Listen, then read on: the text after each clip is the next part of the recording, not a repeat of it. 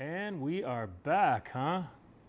This is Steven with NorCal Screen Print Supply, and today I have a couple special guests. I have Digner and Nelson from Eden SF Prints. And today we're gonna hang out a little bit. We're gonna make some coffee. We're gonna talk some shop. We're gonna make some dumb jokes. We're gonna laugh. We're gonna drink coffee, and then we're gonna print some shirts.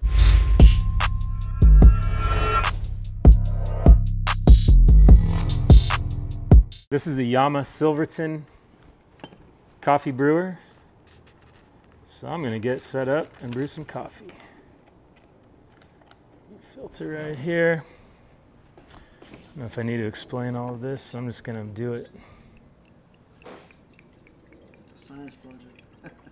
Right, it really is a science project.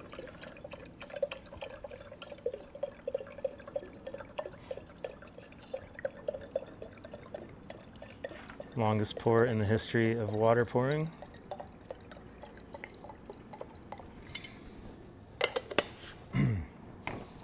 So the recipe for this brewer is calls for about 20 grams of fine ground coffee. I think I'm gonna hit us with like 25. Still that little extra jolt, you know? Yeah. Cool. What we'll need for the drive back home. That's right.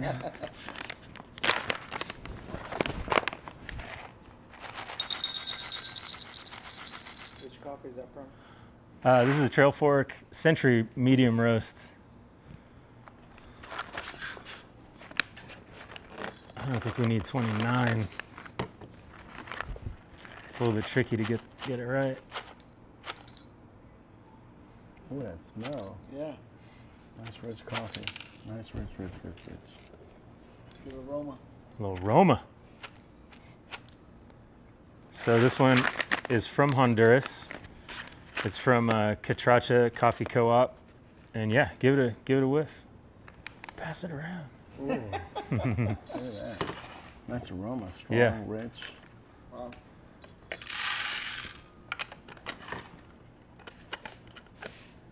That's it, huh? That's it for that one. It's one step. Yeah, it shuts off by itself, which is kind of cool. You got to kind of knock it a little bit. You see that chafe come out? Yep. It's a little bit messy, but I like the grinder a lot. So we're gonna go ahead, pour in our 25 grams. Give a little. If. There we go. And then the little cup. It's cool, it's got a little magnet. Oh, so it goes right there? Goes right there. Slots right in. We got our water boiling. The thing I do want to do is even out these coffee grounds a little bit. There we go. Now we wait for our water. So the purpose of our coffee talk today is just kind of hang out and talk business, right? Yes, So, sir. Yes, sir. Digner, you're a screen printer and Embroidery shop. embroidery shop. Yeah. We came to know you at NorCal as a customer, Yes, sir. and you've been screen printing about 2 years, is it? Going on 2 years, yeah. Cool. Or actually 2 years now. Right on. How'd you get started, or like what drew you to screen printing, or how'd you find out about it? So I found out about it. Basically, I told you guys when I came in here was I was home one night and I told my parents I wanted to start a t-shirt company, and I started playing with transfers from Staples. Cool. And then I said I wanted to figure out a way where it can last long, so I went into screen printing, and that's how it started. Nice. And so that original brand you said it was called Eden, right? Eden, Okay. correct. Are you still doing the brand? So I'm still on the works for it. It's not out yet, but I'm still working for it. So the whole idea was that I was going to print my own gear. So Right. that's where I want to learn how to screen print.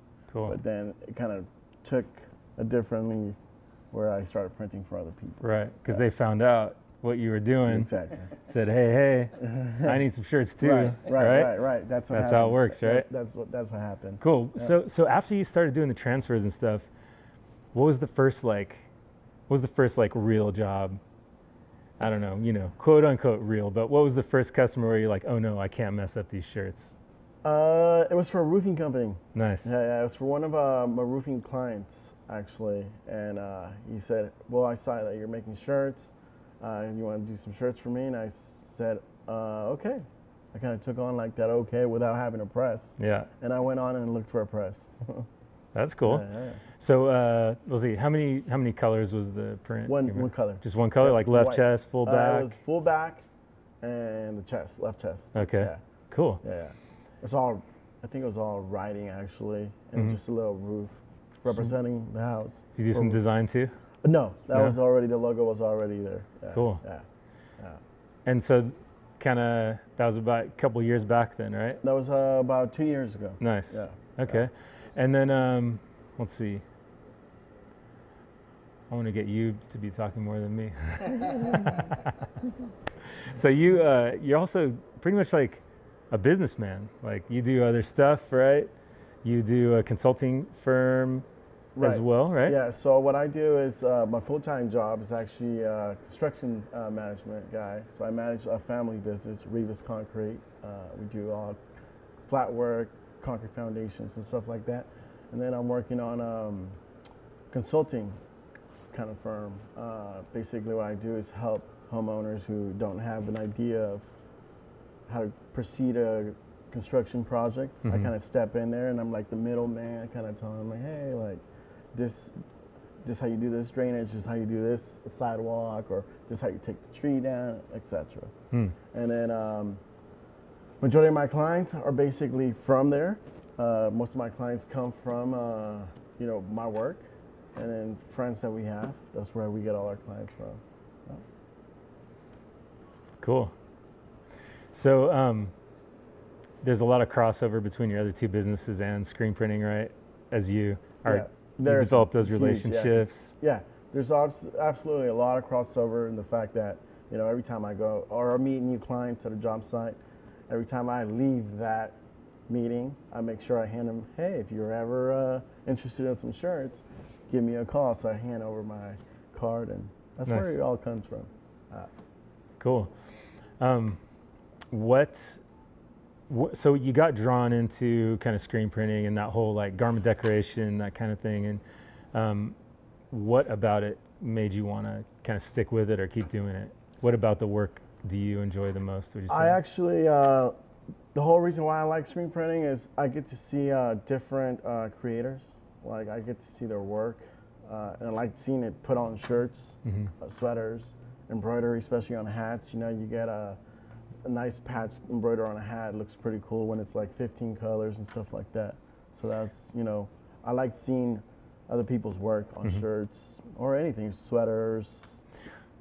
So it sounds like you have an interest in the end product. You're just into it. It's just like a personal interest of yours. Yeah, it's personal interest. I mean, I think I've gone back to my flash drive that I had since I was, say, in high school, and I've always had that niche for like kind of graphics. Cool. But I felt like the actual graphic designing thing was not my thing. But then, hey, screen printing exists, so that's where I get to see people's graphics kind of in the shirt, and it's You get to be part of it. part of it. Correct. That's Correct. cool. Yeah. I see a lot of parallel with myself too. Like if anyone was like, "Oh, are you a designer?" No, I'm not a designer. But like, you know, I can put together some stuff maybe and make something work. But like on a day-to-day or week-to-week basis, I would never try to say I was a designer. But I love the process. I love seeing it, being part of it, kind of replicating the art from the designer onto the clothing. It's cool. Yeah. Bring it to life. That's the thing. And I think I kind of do this kind of similar thing. You know, I don't go into that big complex design work. You know, where you have a lot of shades, but I do like the solid, you know, simple logos. Right. You know, That's that cool. I can do that. You know, that's you kind of draw it out and bring it to me. Right. I can kind of put it together. You know. Yeah. I mean, with the internet now, you can just do so much. You can, dude. You can like learn how to do a design on YouTube that you've never done, and then apply it to someone's graphics and make them a logo. Yeah, it's pretty cool. But that line of like, you know, what is simple design and what is complex design, I cross it so often where I'm like, okay, I can't do this one. Right. No, and just not it working. happens. It happens to me a lot too. Yeah, it's funny. It's like, nope, I gotta find help, you know. Yeah. But it's cool. That's where we're at. So you have a good network of people that you kind of use as support or like graphic wise, or how do you if you have to contract something out, how do you go about doing that? I have a good network. Yeah. I've actually met somebody, you know, in San Francisco who now she lives in New York, but that's who helps me. It's APTH Studio, so shout out to them. Say it again. APTH Studio. Cool. Yeah. So they do most of, you know, my very complex graphic designing. Okay. Yeah. And do you send them the concept that your customer has, and then they kind of run with it from there? That's how it works. Cool. So basically, you know, I'll tell my client, hey, send me what you want to get done. They'll either sketch it out, send it to me, and then I take a look at it, and I forward it right over to them. Right on. Yeah. Cool. I gotta tell if this is closed or open, right? I think that's gonna be. I think that's closed or open. I think that's closed. I think that's open. Think it's Yeah. open? I'm kidding. I just want to say opposite. Well, yeah, I know. I'm trying to figure it out before. I say it's closed. All right, We'll find out. we'll find out. Who wins the bet? It's closed. No, it hasn't even hit the. Oh, Oh. it's open. There you go. Let's close her on up and fill her up. So this is cool because this brew method is kind of like part pour over, but it's immersion. Okay. So our grounds are gonna sit in there. I'm gonna start my timer over here. Gonna sit in there for at least 3 minutes Wow. and brew. Look at that. And we're gonna fill this thing up as far as we can without going over that filter. And how many cups do you get from this? So this is about 2 cups. We have 8-ounce cups here. Okay. So yeah, I'll probably do 2 brews.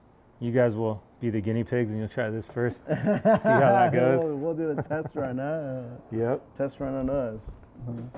And so Nelson, were you part of the screen printing operation from the very beginning, or did you kind of see what Digner was doing and want to be a part of it, or how did you? So I was part after his transferring Staples journey. Okay, After he bought his first screen printing machine, he came to me. He's like, "Hey, like this is what I have.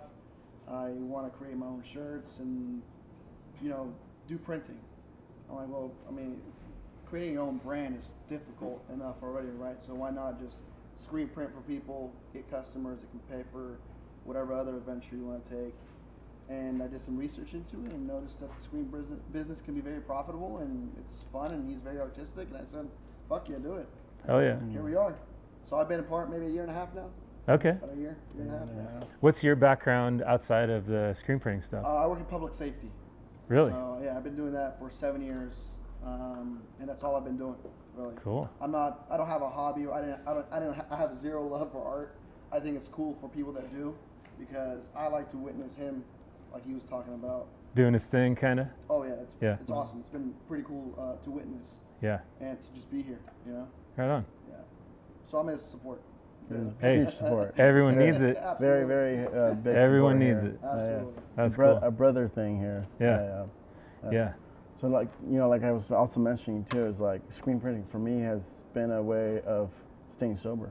Really? You know, it all came in while basically I was gonna hit recovery. It's like this is where I invest all my energy, you know, kind of like printing it, and then I just fuel off it, you know, and fueling off like just other, you know, like just designs. Or when I get more clients, I get, you know, more like, oh, I want to keep doing more, you know. So It's that hit. Like, it's like that hit, like I just a hustle. I, you know, very consistent, self-discipline sort of thing. You Cool. know, that is what keeps me going. Yeah. So That's great. So it's like a way to stay kind of, I'll say for me, it's a way to stay sober, you know, because during those times that I'm at my studio were actually the times that I'll spend drinking. So it all just kind of, you know, the drinking's not there now. So my new thing is, my addiction is like ink, you know, emulsion and all that stuff. So Yeah. that's just a like new thing that I, Sure. you know, so it keeps me alive, keeps me going. And obviously some good coffee. Oh yeah, good coffee along the way. I always say that screen printing is really hard to get out of your blood once it's in. It's like my personal experience with it, I had a screen printing shop, and then I kind of closed the shop when a recession happened. This is like way back 2009, But I kept one foot in it. I still had customers, and I would just broker those jobs, you know, and have the production done somewhere else, and still kind of broker and be a middleman for screen printing. And then fast forward a couple more years after that is kind of how NorCal Screen Print Supply was born. Is that I was looking at another production shop, and I decided to look into being more of a distributor and offering somewhere where people could show up and buy stuff. And it was, you know, it was born kind of, that's how it was born, you know, and it was in a really small shop in Sacramento here at first for a little while. And I still look back on those days real fondly because my daughter was like crawling, learning to walk. Used to go to the coffee shop with her, and then someone would call and say, hey, like, do you have screen printing supplies somewhere? You know, and I'd have to like grab my daughter, pick her up, go back to the shop. Yeah. Well, I think that's, you know, it goes back to how I found out about you guys is, you know, the first time I actually came across was when I was in Sacramento purchasing some screens for that press that I had bought. And all the screens basically had emulsion, paint. And how was I going to remove that? So I remember before I headed back home, I said, well, maybe in Sacramento, if there's this big printing shop here, maybe there's a place where they have supplies. You know, and that's, I looked it up. I remember I was in North Highlands, I think. And I looked it up and it booted me over here, and I came here, and that's when I met Matt. You know, that's where we had that connection. I said, hey, check this truck out. I got the whole bed was full of screens. I think it was a total of 350 screens. That's crazy. In that bed. And I needed, I think it was the environmental, you know, cleaning stuff, and EnviroStrip, there you go. And then the emulsion, the remover. So that's, and then I've been here, been loyal since. So let me ask you, did you reclaim all 300? I did reclaim all 300. You did? Out of the 300, I probably got a good 200. Damn, that's great. That's a pretty good record.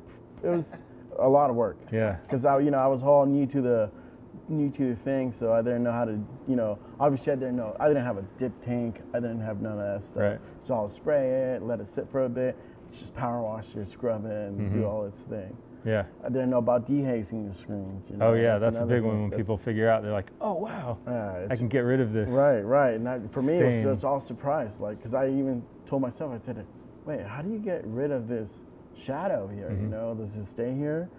And it came to a point too where I will coat my screen sometime, and you'll see that shadow there. So it would be like, what's going on here? You know, like I've seen it bleed into another print, a whole new print. Like, so there would be ghosting on that mesh, right? You'd coat it with new emulsion, expose that screen, go to your press, set it up, print it, and you see the outline of the ghost. Like if it's black ink was left in the screen and you're printing like white, you can see it on there, just like the oils or whatever. It's actually happened to me once. Yep. Doing a one-color job. Never again, right? Never again. There you go. You only learn. I got my friends down at NorCal, so. Right on. All right, let's see what we got here. Let's turn this thing, and let's see the nectar. The nectar. Oh, look at that.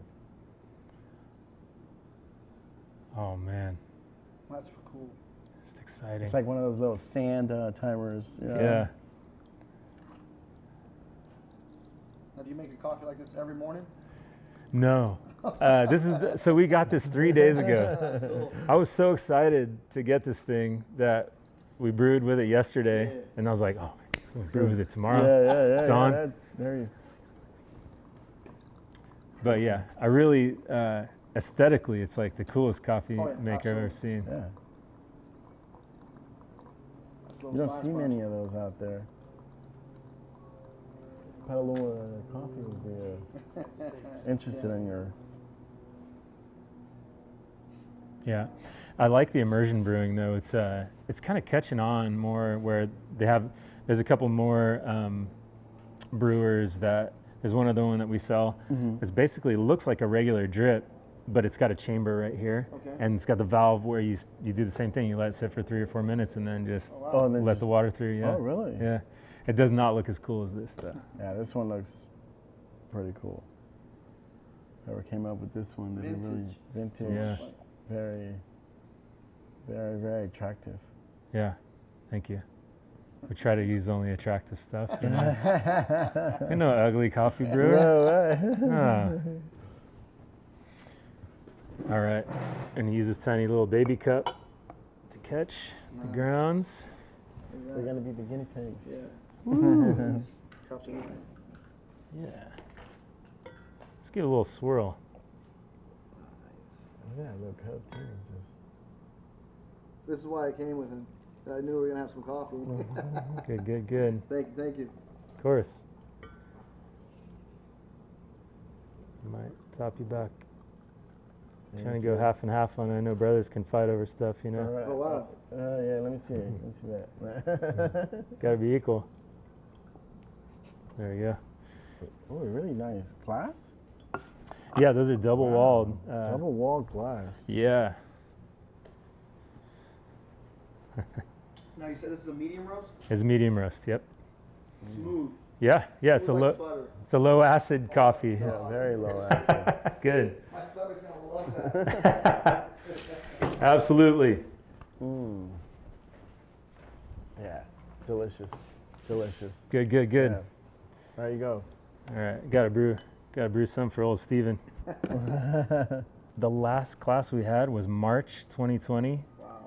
and there was one student that I was talking to, hanging out, and he was talking about like the pandemic, and I remember like so clearly. He was like, yeah, you know, people are a little bit worried, and we're not sure, you know, who knows what to expect, and then, boom, dude, 2-3 years later, whatever it is now, like, don't even have another class until now. Yeah, that'd be cool, right? Yeah, but the last class we did was really fun. Felt like maybe we had a few too many people. It was like 15 people. Oh, So really? the front, yeah, it got pretty cozy up there. Locals or? No, we have people that come from all over the state, out of state. Oh wow. Yeah, it's one of those things where, you know, the class is like 2 days that will save you, I don't even know, I can't quantify it, but it'll save you a lot of time and hard lessons just that you're gonna get right off the bat. So yeah. Yeah, it's amazing. Yeah, it'll be fun. I didn't realize I could just close the valve and it would stop dripping, right? Learn something new every day. Yeah, You know? there we go.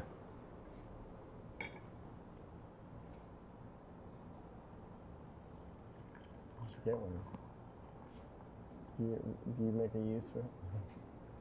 Nelson, do you brew your own coffee in the morning, or how do you do it? I do a coffee pot, traditional coffee pot. So drip. Yeah. Cool. Which is, I love coffee. I mean, like I said, what I do for work requires me to stay up long hours, so Yeah. coffee's my go-to. Coffee and water. Like when getting in all this coffee stuff, I decided in the beginning, like, you can't shame people for what they like. They like what they like. Yeah. Absolutely not.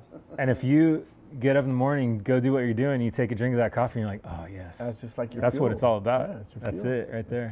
Fuel. It doesn't matter if you brewed it in a pot or whatever, you know. It's like, As long as it has coffee. that's right. As long as it tastes good. So, Digner and Nelson, what would you say to someone who came to you right now and said, thinking about doing screen printing, I want to get into it, I have my own clothing line, or I want to print for, you know, have a good network, family and friends that I can print for. What's the first thing you would tell them to do or not do? I'd say go for it. Yeah? Yeah. I mean, that's kind of what I did, you know? Yeah. I think that when you, how can I say this? I mean, I would tell them, I'll definitely not tell them not to do it. I'll say go for it, you know? It's kind of, I think it's, how can I put this into words? I'm all, like over here. Just give them advice, you know? Like, because anything is possible, you know? Like, some people don't, like, we go to it, like, some people don't like giving advice, or some people don't like telling people, like, go for it because they feel like it's going to be a competition. But it shouldn't be looked at like that, you know? So, I say I would tell them go for it. Yeah. that would be my words. Go for it. Don't That's stop. cool. You know, just be consistent and focused. What was that in part? Consistent and focused. There you go. Okay, that makes a lot of sense. What do you think, Nelson? I would say the same thing. You know, I'm a firm believer if you have a goal and a dream that you it's calling your name and it's something you love to do, do it. You know, I think shut out all the noise around you and just focus and you know, dedicate that time, and it's either going to work or not work. And you know, I believe that we live life on the choices we make. Some of those are good, some of those are bad, and you just learn from them.